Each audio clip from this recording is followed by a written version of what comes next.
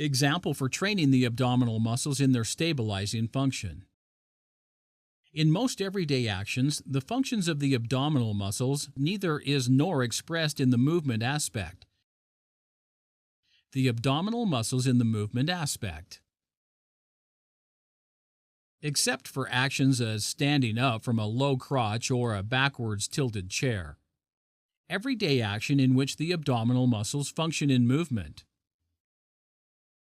In contradistinction, in the stabilizing aspect, the abdominal muscles are expressed in most of the actions that require balance and stability.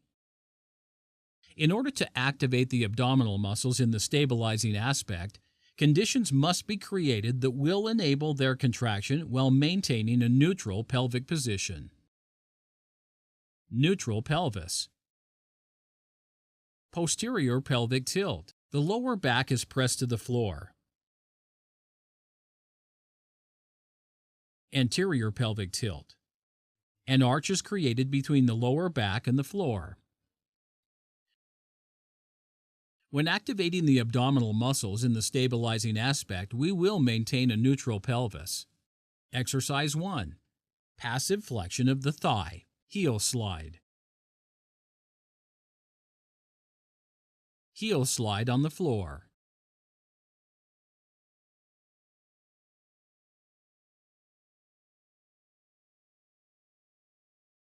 The greater the hip flexion, the more the pelvis will tend to posterior pelvis tilt, PPT.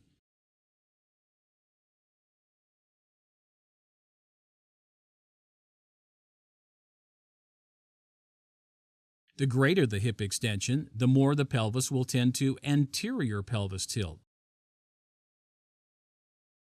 Leg weight draws the pelvis forward. The abdominal muscles will act as stabilizers to prevent this tilt.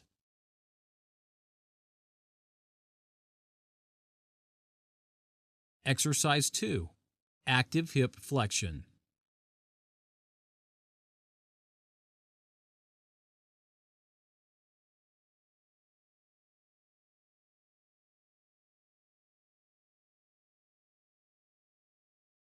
Hip flexors have two main movements: hip flexion and anterior pelvic tilt, APT.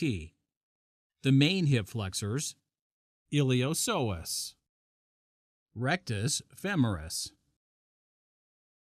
Their actions, hip flexion,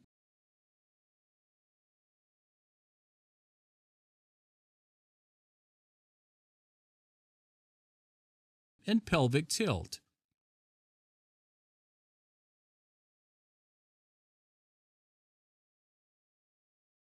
When the hip flexors work, they try to create the two movements. What determines which movement will occur is which side is stabilized. The abdominals are supposed to stabilize the pelvis and prevent anterior tilt. The abdominal as stabilizers, especially the transverse and oblique abdominals.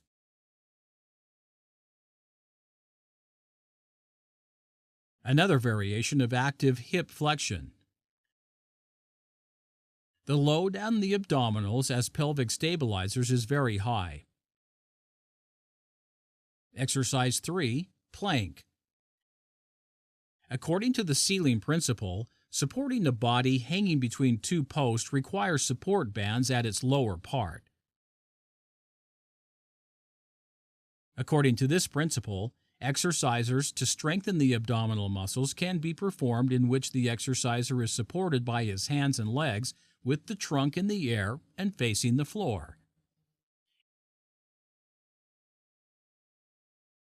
In these positions, the abdominals must work to maintain the pelvic and chest position, preventing anterior pelvic tilt, preventing the chest from escaping.